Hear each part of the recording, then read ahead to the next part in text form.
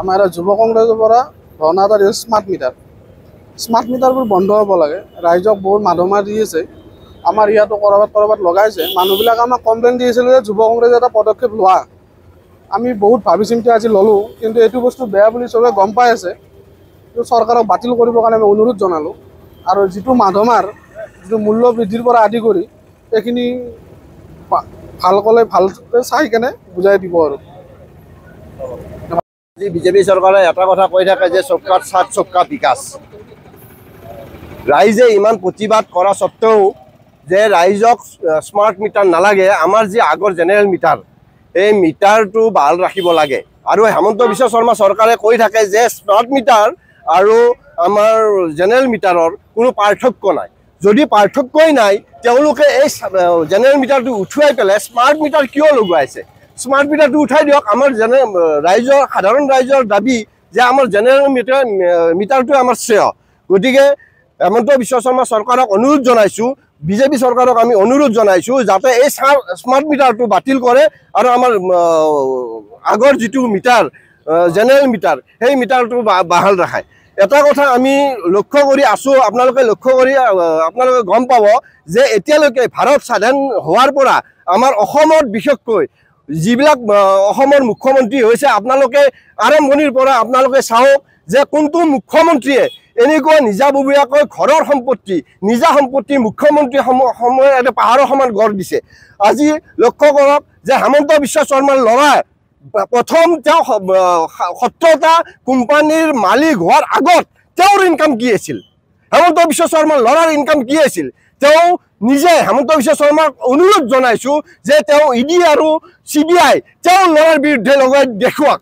বেলেগ ইডি আৰু CIDৰ যিটো ভয় ভাৱমূৰ্তি দেখুৱাই পেলাই ৰাজ্যখন শাসন কৰিব বিচাৰিছে, সেইটো বন্ধ কৰি তেওঁৰ ল'ৰাৰ ওপৰত CD আৰু ED তেওঁ দিয়ক।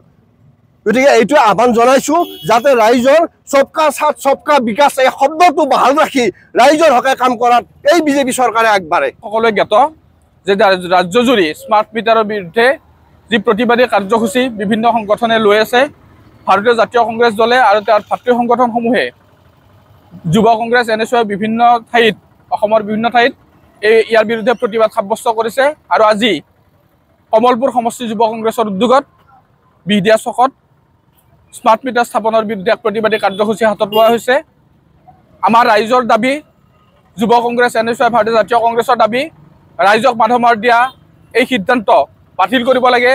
স্মাৰ্ট মিটাৰৰ সিদ্ধান্তই ৰাইজক ইতিমধ্যে বাৰুকৈ জ্বলা কলা খুৱাইছে। আমি আশা কৰিম ৰাইজৰ কথা কোৱা, উন্নয়নৰ কথা কোৱা বিজেপি চৰকাৰখনে স্মাৰ্ট মিটাৰ বাতিল কৰি ৰাইজক সকাহ দিব। এই স্মাৰ্ট মিটাৰ স্থাপনৰ ফলত অসমৰ বিভিন্ন ঠাইত ইতিমধ্যেই যে ব্যাপক হাৰত বিল অহাৰ যি আৰম্ভ হৈছে, সেই কাৰ্যত আমি ধিক্কাৰ দিছোঁ।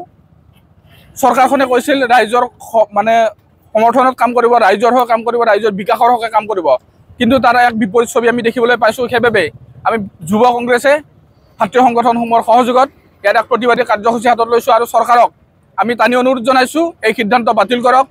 ৰাইজক কৰোণাৰ পিছৰ বিভীষিকাৰ পিছৰ পৰা ৰাইজৰ অৰ্থনৈতিকভাৱে ৰাইজ যথেষ্ট দুৰ্বল, সমাজখন ভাৰাক্ৰান্ত হৈ পৰিছে। গতিকে এনেধৰণৰ বিপদকামী সিদ্ধান্তসমূহ বাতিল কৰি চৰকাৰে ৰাইজক সুস্থিৰে জীয়াই থাকিবলৈ সুযোগকণ দিব বুলি আমি আশা কৰিছোঁ আৰু চৰকাৰৰ বিদ্যুৎ বিভাগৰ আমি সুমতি কামনা কৰিছোঁ।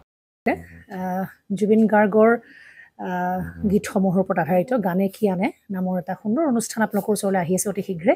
অহা 15 আগষ্টৰ পৰা ধেমাজিৰ পৰা প্ৰথম অডিশ্যন আৰম্ভ হ'ব আৰু সেই অডিশ্যনৰ যোগেদি বিভিন্ন কণ্ঠশিল্পীসকলে যিসকলে এই অনুষ্ঠানত যোগদান কৰিব বিচাৰে তেওঁলোকে এই অডিশ্যনৰ যোগেদি আগবাঢ়ি আহক। আৰু জুবিন গাৰ্গৰ বহুত ভাল লগা গান আমি সদায় শুনি আহোঁ। আৰু আপোনালোকৰ যদি ভাল লগা গান থাকে, জুবিন গাৰ্গৰ আপোনালোকে গাই ভাল পায়, তেন্তে অডিশ্যনত যোগদান কৰক। মোৰ ফালৰ পৰা আন্তৰিক শুভকামনা থাকিল এই সম্পূৰ্ণ অনুষ্ঠানটোলৈ। ধন্যবাদ।